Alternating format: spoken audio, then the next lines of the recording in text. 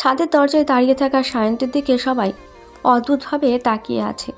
সায়ন্তী বিব্রত বোধ করলো অনেকটা। সবার দিকে একবার তাকিয়ে ধীর কণ্ঠে বলে উঠল, মিঠি আপা, তোমাকে মামুনি নিচে ডাকছে। ওমায়ের দৃষ্টি শান্ত, মনে মনে একবার আওড়ালো মামুনি। তারা বিরক্ত হলো বেশ। সায়ন্তীকে ওর বরাবরই অপছন্দ। মেয়েটার ভাবভঙ্গি তেমন কিছুই করে না, তারপরও স্মার্টনেস যেন মেয়েটাকে ছেড়েই যায় না। তারা দুথে আলতা গায়ের রং, আর এই মেয়েটার তো তার থেকেও 1-2 শেড কম উজ্জ্বল গায়ের রং। তাও মেজমামি এই মেয়েটা রূপের প্রশংসায় পঞ্চমুখ। তারা যেন ক্ষোভটা প্রকাশ করে বসলো। এই মেয়ে, তুমি কেন এখানে এসেছো? আমাদের মাঝে তোমাকে আসতে মানা করেছিলাম না? তারা ভুল সময় যে ভুল কথা বলে ফেলেছে তা সবার ভ্রু কুচকানো থেকে স্পষ্ট। ভাইদের মধ্যে সবচেয়ে রাগী ওমায়ের, তবে আহানও কম যায় না। সে রাগে না, তবে রাগলে তুলকালাম কাণ্ড বাঁধিয়ে ছাড়ে। মিঠি পরিস্থিতি সামলাতে বলে উঠল, মেজমা, আমাকে ডাকছে সায়ন্তী? সায়ন্তী উপর নিচ মাথা নাড়ল। নেমে যাওয়ার জন্য পা বাড়াতেই আহান ডেকে উঠল, এখানে আয় অন্তি। সবাই এখনও সায়ন্তীর সাথে ফ্রি হয়ে ওঠেনি। মূলত মেয়েটাই সবার থেকে দূরে দূরে থাকে। খাবার টেবিলে নয়তো বসার ঘরে মাঝে মধ্যে দেখা যায়, নয়তো কোনো সময়ই ভাই বোনদের আড্ডায় আসে না। মিঠি শত ডেকেও আনতে পারতো না তাকে। ওমায়ের আকাশের দিকে মুখ করে 2 হাতে ভর দিয়ে বসলো। তার কিছুই যায় আসছে না এসবে। আহাত বন্ধুর মতিগতি বুঝতে ব্যস্ত। আরুষ আদিত্য বিরক্তি নিয়ে তাকিয়ে আছে তারার দিকে। মিঠি নেমে গেল সিঁড়ি বেয়ে।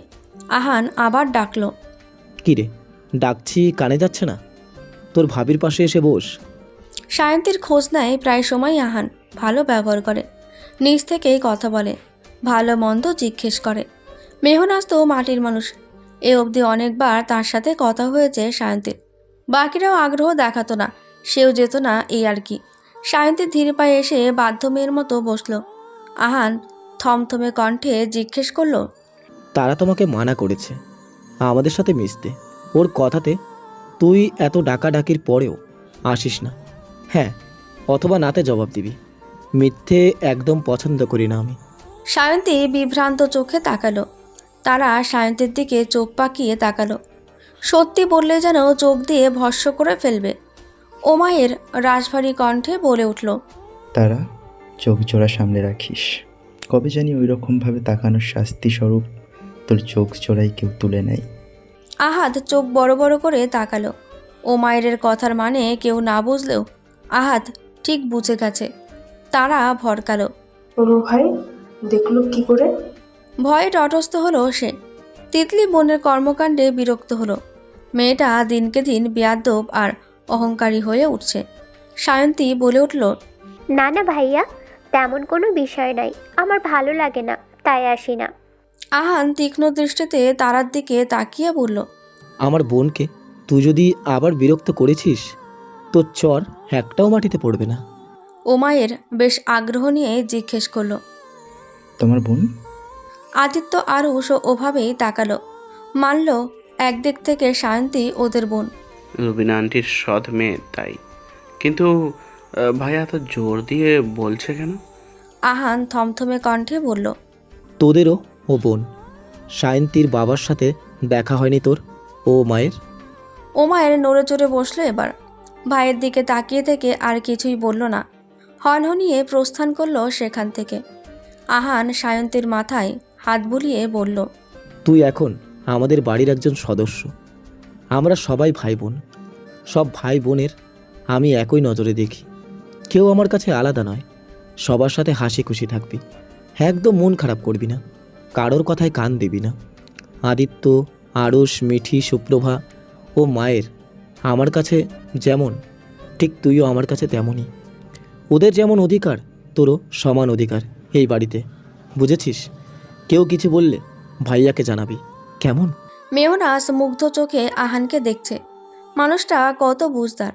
ভাই বোন এমনকি বাড়ির সব সদস্যের সঙ্গে কত ভালো করে কথা বলে, হাসে। আর ওর সাথে একটু কথা বলার ইচ্ছেও জাগে না মানুষটার। এতটা অবহেলার কারণটা আসলে কি? মেহনাজের মনটা খারাপ হয়ে গেল মুহূর্তেই। চোখে মুখে আধার নামলো।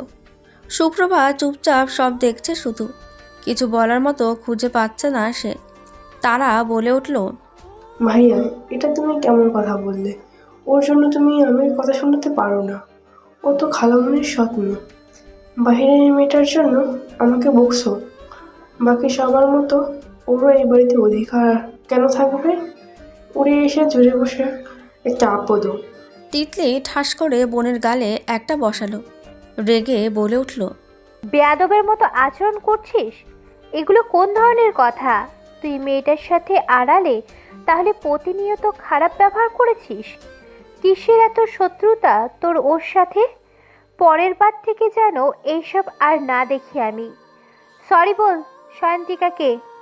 আহাদ মুচকি হেসে তাকিয়ে আছে তিতলির দিকে। তার চোখে মুখে মাধুর্যতা। চোখ নামিয়ে হাঁটা ধরল সেও নামার জন্য। সন্ধ্যা হয়ে আসছে। সূর্যি মামা নিজের পাঠ দাড়ি গুটিয়ে গগন থেকে বিদায় নিচ্ছেন। আকাশে তিমিরে ঢাকা অম্বরের দেখা মিলছে। তারা বৃতৃষ্ণায় একরাশ বিরক্তিমাখা কণ্ঠে বলে উঠল। সরি সায়ন্তী। সায়ন্তী ছোট করে বলল। It's okay. আহান দেখল আরুষ আদিত্য এখনও ভ্যাবলার মতো তাকিয়ে আছে। আহান উঠে গিয়ে মেহনাজের দিকে না তাকিয়েই বলে উঠল। নিচে যাও, সন্ধ্যা হয়ে গেছে। সাথে সায়ন্তীকেও নিয়ে যাও। আহান গটগটে পায়ে নেমে গেল। আদিত্য কিছু বলতে গিয়েও বলল না। সায়ন্তী, তারা, আদিত্য সমবয়সী, একই ক্লাসে পড়ছে 3 জন। তারা তো আদিত্যের কলেজেই পড়ে, মানবিক বিভাগে। সুপ্রভা সহ তিতলি তারাও উঠে নেমে গেল নিচে। ঘুটঘুটে অন্ধকারাচ্ছন্ন ঘরে মাথা নিচু করে বসে আছে ওমায়ের। মাথায় প্রশ্নরা কিলবিলিয়ে উঠছে তার। সায়ন্তী 5 মাস ধরে উধাও, আর এখন বাড়ি এসে দেখল মেয়েটা তার বাড়িতেই বসে আছে। ওমায়ের অনুমতি নেওয়ার প্রয়োজন বোধ করল না আহাদ। দরজা ঠেলে ঠেলে ঢুকে পড়ল ভিতরে। আরুষও আসলো তখনই। আরুষ ওমায়ের বাহু চেপে ধরে বলল, কি লুকাচ্ছিস তোরা দুটোই আমার থেকে? আরুষ চিবিয়ে চিবিয়ে আবার বলল, এই অলি, আচ্ছা তুই অন্তত বল, মুখে কুলুপ এঁটেছিস কেন? বাল নাকি আমাকে বন্ধু মনে করিস না তোরা? ওমায়ের বিরক্তি নিয়ে তাকালো। চোখ জোড়া লাল হয়ে এসেছে ইতিমধ্যেই। আরুষ ভড়কাল। আহাদ নিশ্চুপ। আরুষ দ্রুত ভঙ্গিতে বলল, এই ভাই, কি হয়েছে তোর? মৃদু আলোতে ওমায়েরকে কেমন বিধ্বস্ত লাগছে। মন মস্তিষ্কের সাথে রীতিমতো যুদ্ধ চালিয়ে যাচ্ছে ছেলেটা। আহাদ ছোট করে বলে উঠল, শায়ন্তী, ইলিনা। আরুষ প্রথমে বুঝল না, তারপর যখনই বুঝতে পারল চোখ জোড়া বড় বড় হয়ে গেল ওর। মুখে হাত দিয়ে দাঁড়িয়ে পড়ল। হতবিহল কণ্ঠে বলে উঠল, সায়ন্তী তোকে চিট করেছে? চিটার বাটপার মেয়ে কিনা আমাদের বাড়ি। আরুষের কথা শেষ হতে পারল না। ওমায়ের ওর মুখ বরাবর বসিয়েছে এক খুশি। আহাদ নাক মুখ কুঁচকে ফেলল তৎক্ষণাৎ। আরুষ তাল সামলাতে না পেরে পড়ল 2 হাত দূরের সোফায়। ওমায়ের বজ্র কণ্ঠস্বর, জিভ টেনে ছিঁড়ে ফেলবো তোর আমি। কারণ আমি কি বলছিস? হুঁশে আছিস তো? না জেনে উল্টোপাল্টা কিছু বলবি না ওকে। আহাদ বিরক্তি নিয়ে বলল, তোর ভালোবাসাটা আসলে কোন ধাঁচের আমাকে একটু বলবি? না মানে কাছেও যাবি না, কাছেও টানবি না, দূরে ঠেলে দিবি, আবার দূরে চলে গেছে ভেবে কষ্ট পাবি। ভালোবাসিস স্বীকার করবি না, তাও ওই মেয়ের জন্যই মরে যাবি। বালের ভালোবাসা বাসি করো তুমি। ওমায়ের ঠোঁটের কোণে বাঁকা হাসি ফুটিয়ে তুলে বলল, ওকে কাছে টানতে চেয়েছিলাম, ও আসেনি। এখন আর ওকে চায় না আমার। আরুষ ঠোঁট চেপে ধরে বলল, চাও না তুমি? মজা লও মিয়া। আর একটু হইলে আমার দাঁতগুলা শেষ হয়ে যাইত। তোর হাত এত শক্ত, আল্লাহ বাঁচাইছে আমার বইন এর তোর প্রেমে পড়ে নাই। তোর মতো পুরুষের কাছে যাইব কোন মাইয়া? মিঠি ঠিকই বলে, তুই একটা শক্ত পিলা। ওমায়ের আহাদের দিকে তাকিয়ে বলল, এই আহাত, ওরে আমার রুম থেকে বের কর তাড়াতাড়ি। মাথা ব্যথা করছে আমার। আহাদ হঠাৎ শ্বাস ছেড়ে বলল, তুই ভুল করছিস অমর। শায়ন্তী কিন্তু তোকে চেনে না। নিজের গাধামির জন্য কবে জানি তুই ওকে হারিয়ে ফেলিস। তখন শত চেষ্টা করেও পাবি না, বলে রাখছি। ওমায়ের হাতের মুঠি শক্ত করল। রাগে ফুলে উঠল কপালের শিরা। চোখে মুখে গাম্ভীর্যতার ছোঁয়া, কণ্ঠ যেন ধারালো করাত। ওরে জ্যান্ত কবর দিব আমি। আমি ছাড়া অন্য কারো হওয়ার কথা স্বপ্নেও যদি ভাবে। আরুষ নাক মুখ কুচকে বলল, তোর একখান ছবিও মেয়েটাকে দিতে পারলি না? এত সুন্দর চেহারা ধুয়ে কি পানি খাবি তুই? ওমায়ের হাতে থাকা বালিশ ছুঁড়ে মেরে বলল। তোরা যা আমার সামনে থেকে। আরুষ আহাজারি করতে করতে রুম থেকে বের হলো। উচিত কথার দাম নাই রে দুনিয়ায়। ওমায়ের চোখ বন্ধ অবস্থায় মাথা চেপে ধরল, নিজের লম্বাটে চুলগুলো টেনে ধরে বিড়বিড় করে বলল, কল্পকথা, কল্পলোক ছেড়ে বাস্তবে পদার নিজ ইচ্ছেতে সিংহের গুহায় ঢোকার মতো ভুল কেন করলেন আপনি বোকা রমণী? I am sorry, I am sorry রানী সাহেবা।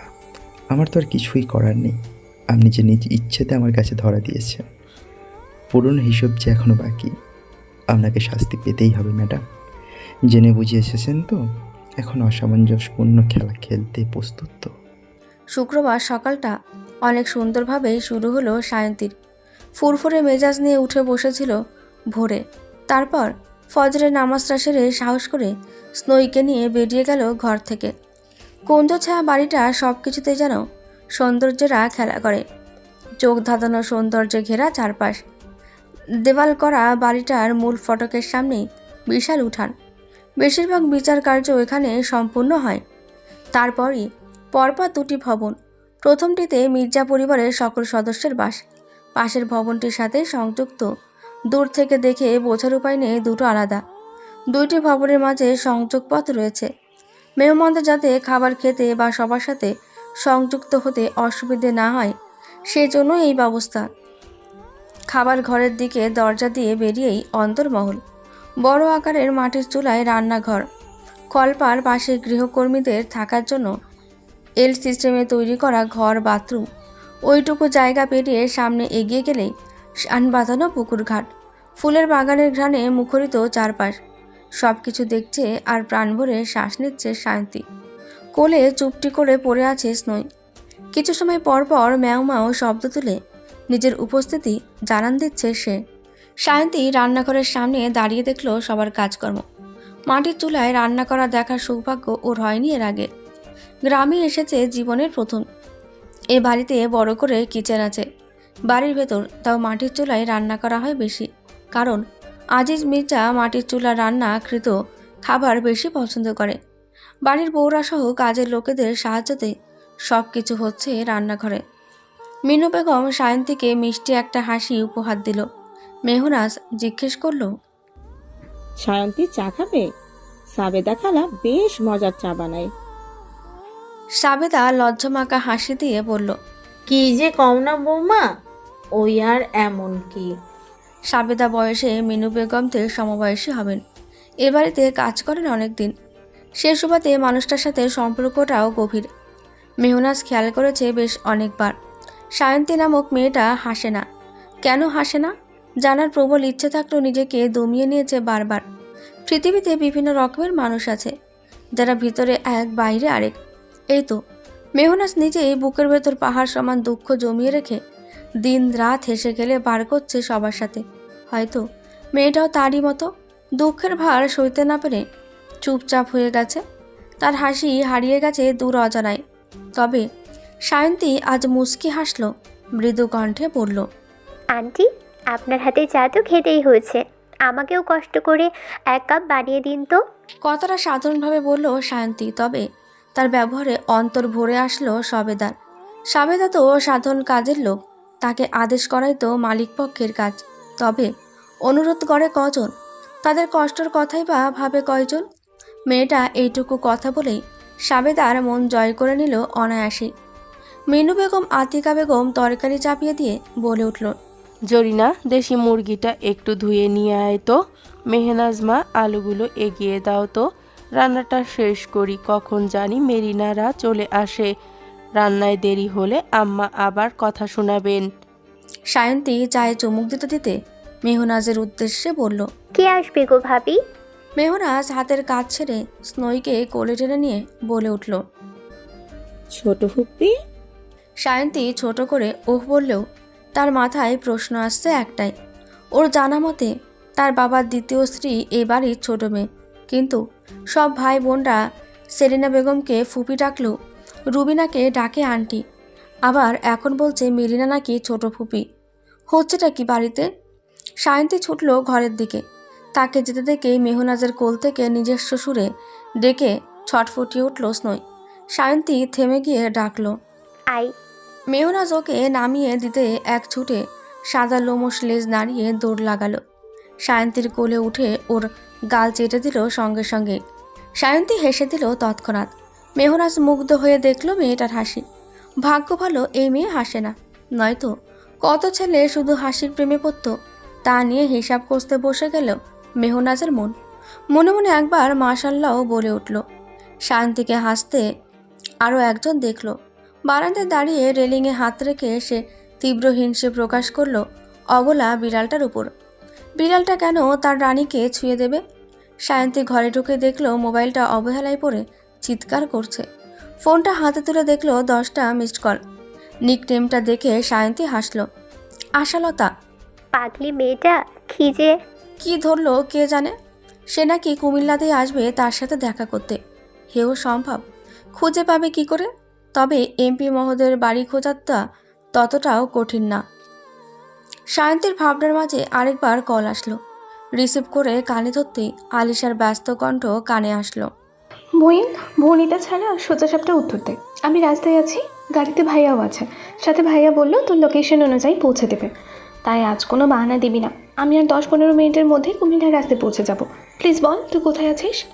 সায়ন্তী দম ফেলে বলল, কুমিল্লা 1-এর বর্তমান এমপি তাজরুল মির্জার বাড়িতে চলে আয়।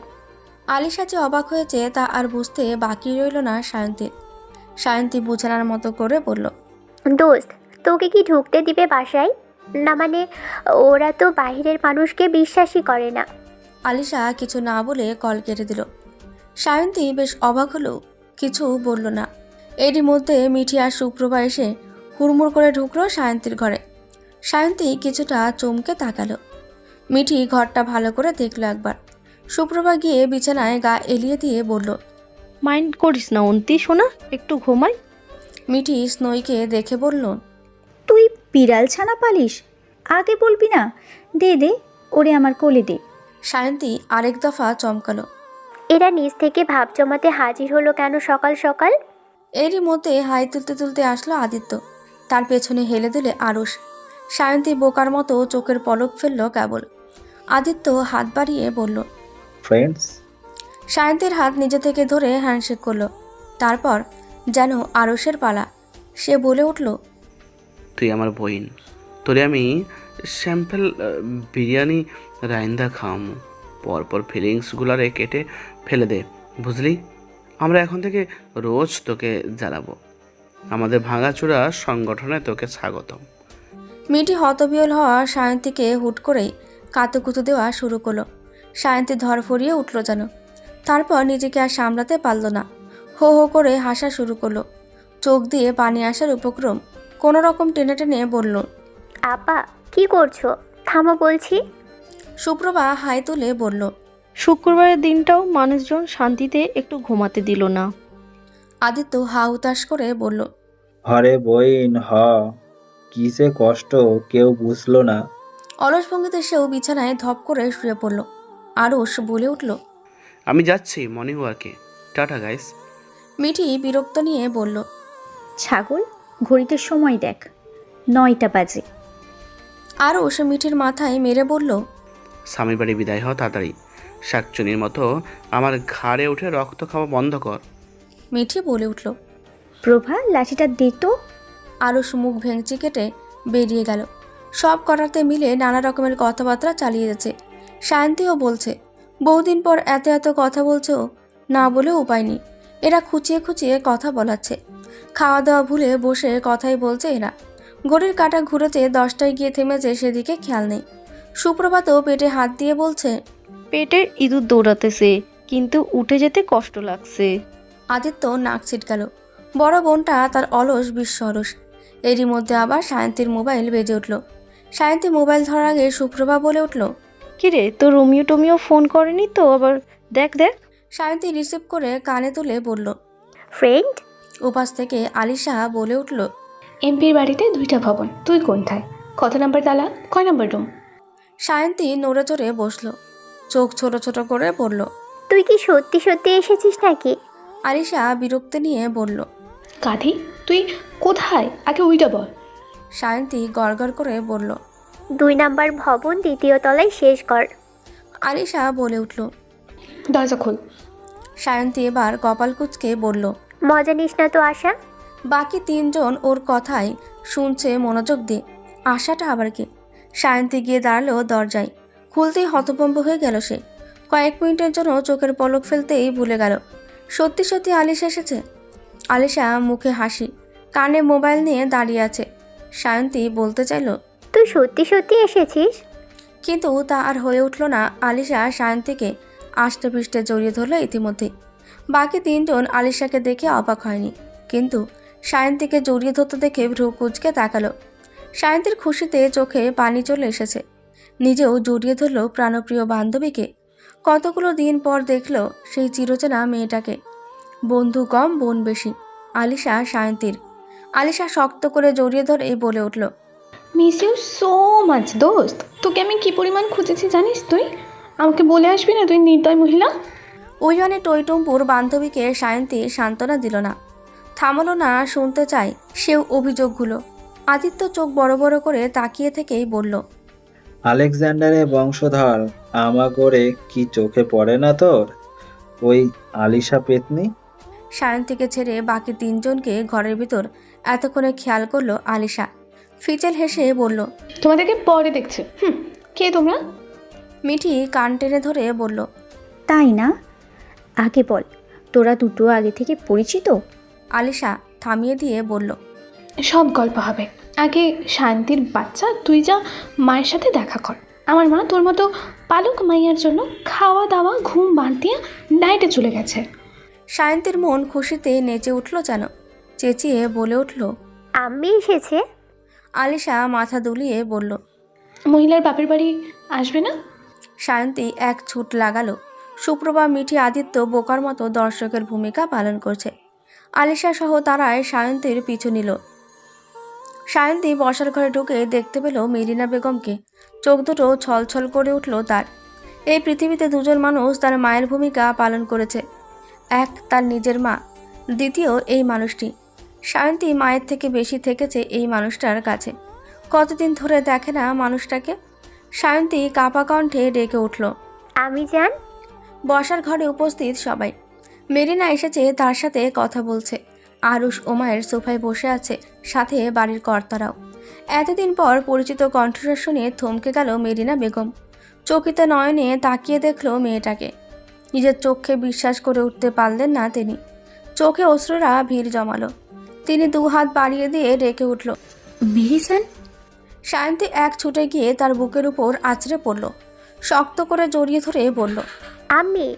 বসার ঘরে উপস্থিত সবাই চমকালো। এ যেন এক বসার ঘরে সোফায় বসে থাকা বড়রা, ছোটরা, আবার বড়দের মধ্যেও কেউ কেউ দাঁড়িয়ে আছে উৎসুক হয়ে ঘটনা জানার জন্য। মেরিনা বেগম আর সায়ন্তীর সম্পর্ক যে অনেকটা গভীর তারা তাই ইতিমধ্যেই বুঝে গেছেন। না হয়তো একটা মানুষ কাউকে হুট করে আম্মি ডাকবে না। আরুষ তাকালো ও মায়ের দিকে। ছেলেটার মাঝে কোনো প্রতিক্রিয়া নেই, রোবটিক মানব বলেও ভুল হবে না। আরুষ ভাবলো অন্য কথা। শয়তানের নানিটাকে দেখা যাচ্ছে না, আসেনি নাকি? না আসলেই ভালো। যা জ্বালানো জ্বালায় মেয়েটা, সামনে পরীক্ষা, তাই হয়তো ফুপি বেয়াদবটাকে বাসায় রেখে এসেছে। উৎকণ্ঠা চেপে রাখতে না পেরে মিনু বেগম জিজ্ঞেস করেই বসলেন, সায়ন্তীকে তুমি আগে থেকে চিনতে মেরিনা? মেরিনা বেগম এবার বুঝলেন বাড়ির মানুষ তো আর জানে না সায়ন্তী আলিশার বান্ধবী। মেরিনা বেগম উল্টো প্রশ্ন করে বসলেন, আগে বলো, শান্তি এখানে কি করছে? সায়ন্তীর দিকে তাকিয়ে জিজ্ঞেস করলো, এখানে তুই কিভাবে আসলি? কবে থেকে থাকছিস? তোদের বাসায় গিয়ে দেখি তালা দেওয়া। তোরা নাকি অনেকদিন ধরেই বাড়িতে নেই। আলিশাকে জিজ্ঞাসা করলাম, ও নাকি কিচ্ছু জানে না। হুট করে এখানে মানে কিছু বুঝলাম না। সায়ন্তী মেরিনা বেগমকে থামিয়ে দিয়ে বলল, আম্মি, এত প্রশ্ন একসাথে করছো কেন? একটা একটা করে করবে তো নাকি? পেছন থেকে নেহাল বলে উঠল, কাহিনী না করে বলতো, তোর টেনশনে আমরা তো পাগলই হইয়া যাচ্ছি। সায়ন্তীর গলা কাঁপলো কিছুটা, ইতস্তত করে বলে উঠল, ওই আসলে বাবার দ্বিতীয় স্ত্রীর বাড়ি এটা। বাবা অসুস্থ, তাই এখানে থাকছি 2 মাস ধরে। হঠাৎ করে আসায় তোমাদের জানাতে পারিনি। মেরিনা বেগম অবাকের চরম পর্যায়ে। সায়ন্তীর বাবার দ্বিতীয় স্ত্রী বিয়ে করেছেন, এ যেন অভাবনীয় একটা সংবাদ।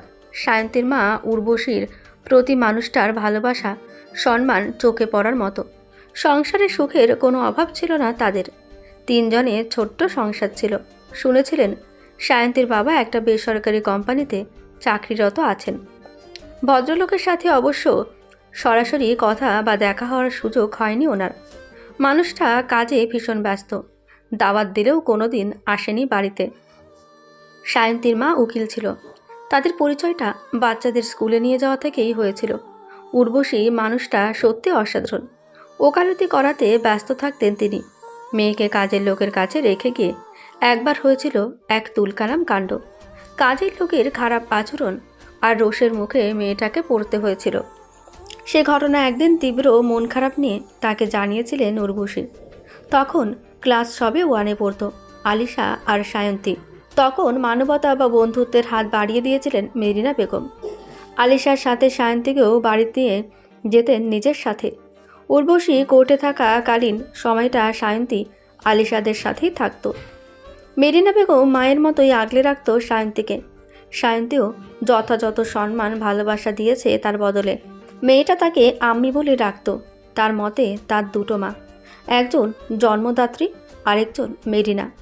আলিশার সাথে মা ছাড়াও কতদিন থেকে গেছে সায়ন্তী। ছোট থেকে এই অবধি কতটা স্মৃতি। হুট করেই উর্বশীর মৃত্যু। বাচ্চা মেয়েটা মায়ের লাশের পাশে বসে পাথর বনে গিয়েছিল। একবার তাকে জড়িয়ে ধরে জোরে জোরে চিৎকার করে উঠেছিল। জ্ঞান হারিয়েছে কতবার। মায়ের নেওয়াটা ছিল সায়ন্তী ছোট থেকেই। মাকে হারিয়েছে কদিন হলো। এরই মধ্যে বাবার দ্বিতীয় বিয়ে। মেরিনা বেগম থমকালেন, চমকালেন। মেয়েটার উপর দিয়ে কি গেল ভেবেই তার গায়ে কাঁটা দিচ্ছে। আগে জানলে নিজের কাছে নিয়ে যেতেন একেবারে। আকস্মিকভাবে মেরিনা বেগম আবার বুকের সাথে চেপে ধরলেন সায়ন্তীকে। মেয়েটার দুঃখের ভার নিতে চাইলেন হয়তো। সায়ন্তী বুঝতে পারল মানুষটার অস্থিরতা। যতই বলুক মায়ের মতো মানুষটা তো আর মাই। আলিশার থেকে কম ভালোবাসা দেননি কোনোদিন। সায়ন্তী মুচকি হেসে বলে উঠল, আম ফাইন আম্মি, অযথা চিন্তা করছো তুমি। আতিকা বেগম বলে উঠলেন, রুবিনা সায়ন্তীর বাবা দ্বিতীয় স্ত্রী। কথাটা শুনে যেন বেশ মনক্ষুণ্ণ হলো মেরিনা বেগমের। কিসের এত ঠেকা পড়ল? রুবিনা ছাড়া কি মহিলা মানুষ ছিল না দুনিয়ায়? মেয়েটার সাথে যে মোটেও ভালো কিছু হয়নি তা বুঝতে বাকি রইল না তার। রুবিনা মেরিনা বেগমের খালাতো বোন। বাবা মা মারা যাওয়ার পর তাদের মা সুফিয়া বেগম বোনের মেয়েকে সেই ছোটোবেলাতে নিয়ে এসেছিলেন এখানে। নিজের সন্তানের মতোই মানুষ করেছেন, কিন্তু মেয়েটার স্বভাব চরিত্রে অহংকারী ভাবটা স্পষ্ট। বিয়ে দিলেও প্রথম স্বামীর ঘর করেনি সে। কদিন না যেতেই তাল বাহানা করল। পরবর্তীতে ডিভোর্স। তপ্ত শাস্ত্রে মেরিনা বেগম বলে উঠল, সায়ন্তী আলিশার ছোটবেলার বন্ধু। সায়ন্তীর মা উর্বশীর সাথে ও আমার একটা বন্ধুত্বপূর্ণ সম্পর্ক ছিল। সেই সুবাদেই সায়ন্তীকে আমি চিনি। বলতে পারো ও আমার আরেকটা মেয়ে। মেয়েটা তোমাদের এখানে ছিল শুনে একটু স্বস্তি পেলাম।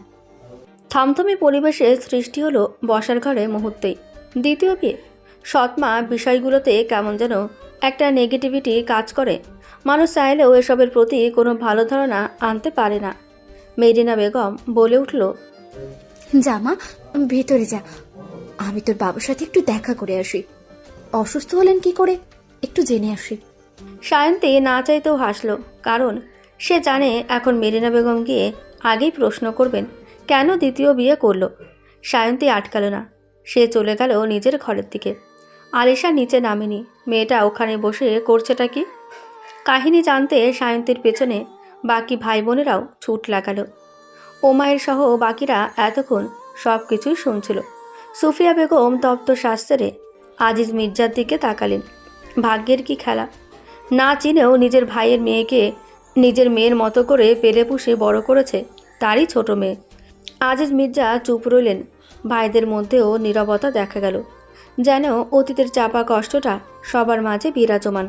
আরুষ বলল, ও মায়ের চল, তুইও দেখে নিবি কে আসলে সায়ন্তীর বাবা। ও মায়ের থমথমে কণ্ঠে বলে উঠল,